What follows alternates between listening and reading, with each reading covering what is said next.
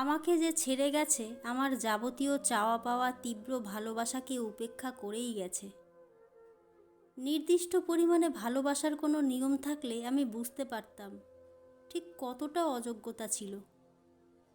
তামাম দুনিয়ার কোনো মানুষই তো নিখুঁত প্রেমিকা নয়। আমি ৮ আনার মানুষ, ১৬ আনা যত্ন মেখে রেখে দিতে পারিনি। আমাকে ছেড়ে যাওয়ার খুচরো কারণ জানতে পেরেছি ইনবক্সে জমে থাকা বাংলা অভিধানের কলিজা পুড়িয়ে দেওয়া কিছু শব্দের হামলায়। মানুষ দোষগুণ মেনে নিয়ে ভালোবেসে একটা সময় রাস্তার লোকের মতো মুখ ফিরিয়ে নেয়, কথা পেঁচিয়ে আহত করার চেষ্টা করে। আমি কখনো তাকে অভিযোগে অভিযুক্ত করিনি।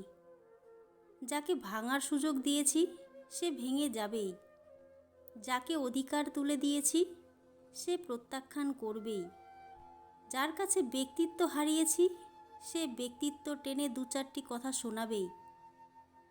তবে ছেড়ে যাবে বলে মানুষকে পাষাণের অভিনয় করতে হবে কেন? মধ্যরাতের নিশ্চুপ আলাপনের ভিড়েও তো কত শক্তপোক্ত সম্পর্কের মৃত্যুদণ্ড হয়। আমি তো প্রেমিকা, ৮ আনার মানুষ।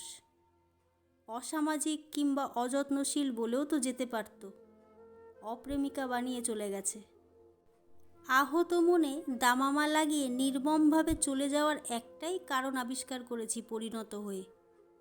মোহ আর মুগ্ধতা হারিয়ে গেলে সম্পর্কের পচন ধরে। শরীরের পচন ঠেকানোর মলম আছে, মন পচনের মলম পুরো পৃথিবী তন্ন করে খুঁজেও মিলবে না। চলে যাওয়ার জন্য আসা যাত্রীকে ভালোবাসায় বেঁধে রাখার সাধ্য কারণ নেই। আমি তো প্রেমিকা, ৮ আনার মানুষ।